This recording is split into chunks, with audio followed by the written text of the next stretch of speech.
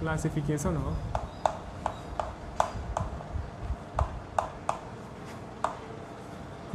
Alcohol.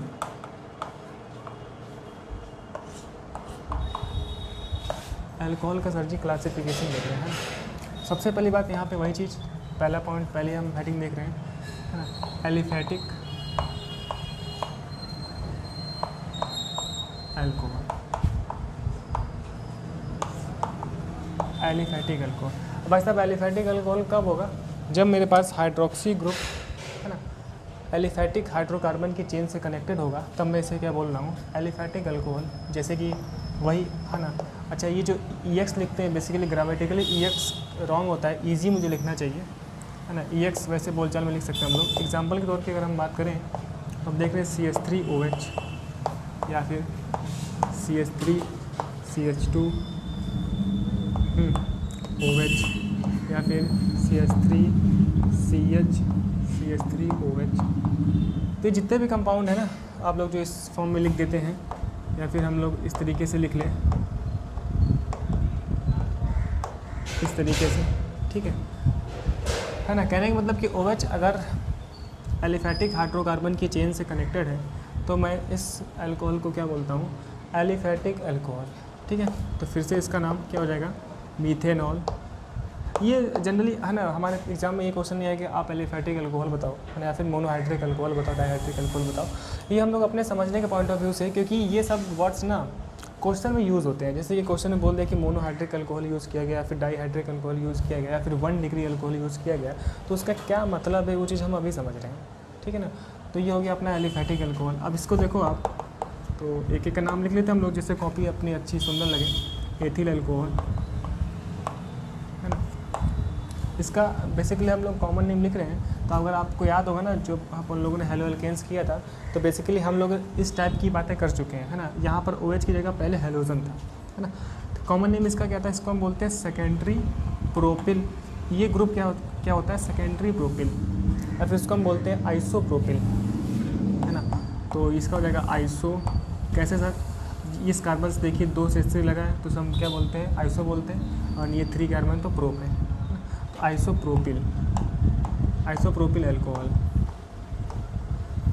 ठीक है। या फिर इसका दूसरा नाम क्या है? Secondary propyl alcohol. दोनों कॉमन ही नेम है, या फिर हम बोलते हैं सेकेंडरी लिखते हैं सैक, है ना, secondary propyl alcohol. Basically isopropyl alcohol आप लोग यूज़ कर रहे हैं सैनिटाइज़र में। अगर आपने देखा हो तो जो आप लोग लेकर आते हैं ना हैंड सैनिटाइज़र, उसमें लिखा होता है आइसोप्रोपिल अल्कोहल 75% या फिर इतना %, है ना। एक एथिल अल्कोहल वाला भी आता है, लेकिन आइसोप्रोपिल अल्कोहल वाला अच्छा यूज़ होता है ना, ज़्यादा वो जर्म्स को किल कर रहा है, ठीक है। तो ये अपना हो गया आइसोप्रोपिल अल्कोहल या फिर सेकेंडरी प्रोपिल अल्कोहल, ठीक है। ऐसा भी शक्ल हमने देख रखी है इससे पहले, है ना। इस ग्रुप को हम क्या बोलते हैं? Tertiary butyl. अब अगर यहाँ पे OH की जगह X होता तो हम क्या बोलते हैं? टर्सरी ब्यूटिल हेलोजन, है ना। अभी OH है तो क्या बोलूँगा मैं? टर्सरी ब्यूटिल अल्कोहल, ठीक है। या फिर वहाँ पे कुछ और भी चेंज होगा तो उस तरीके से हमारे पास नाम चेंज होता रहता है।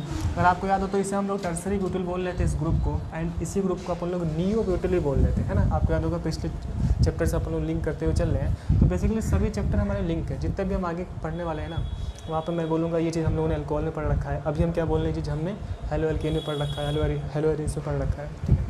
बेसिकली अपन लोग चैप्टर्स को लिंक करते हुए चलेंगे, है ना। अगर कोई फिजिकल या फिर इनऑर्गेनिक का कॉन्सेप्ट होगा तो अपन लोग वहाँ से भी लिंक करते हुए चलेंगे, ठीक है। तो इसका कॉमन नेम कि हम लिखते हैं TR लिखते हैं, है ना, या फिर हम लोग TRT भी लिख सकते हैं टर्सरी के तौर पे।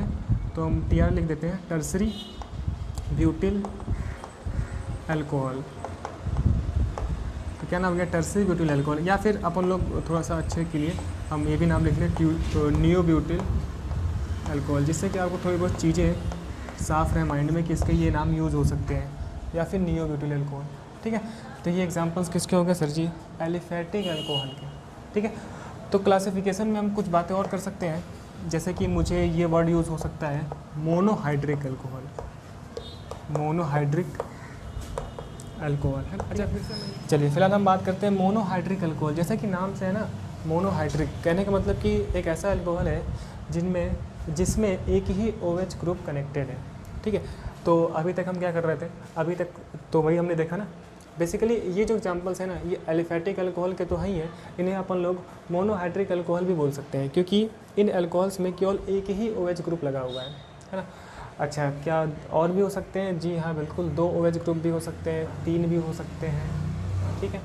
अच्छा, और अगर हम लोग बात करें तो पॉली वाले भी हो सकते हैं, लेकिन बेसिकली अपने चैप्टर में ना मोनोहाइड्रिक अल्कोहल से ही डील करना है। इन्हीं की फिजिकल प्रॉपर्टी, फिजिकल की बात कर रहा हूँ मैं, है ना, इन्हीं की मेथड ऑफ प्रिपरेशंस के बारे में बात करना है, इसी के केमिकल प्रॉपर्टी की बात करना है ना।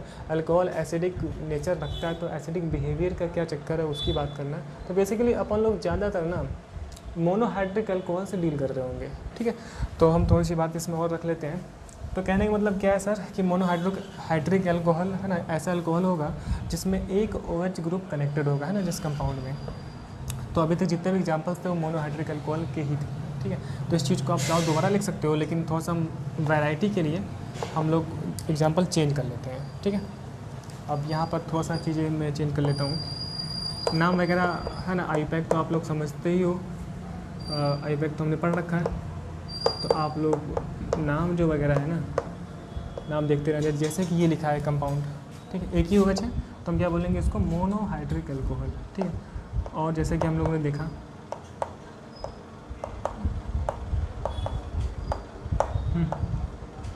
जैसे ये देखा हमने, ठीक है, या फिर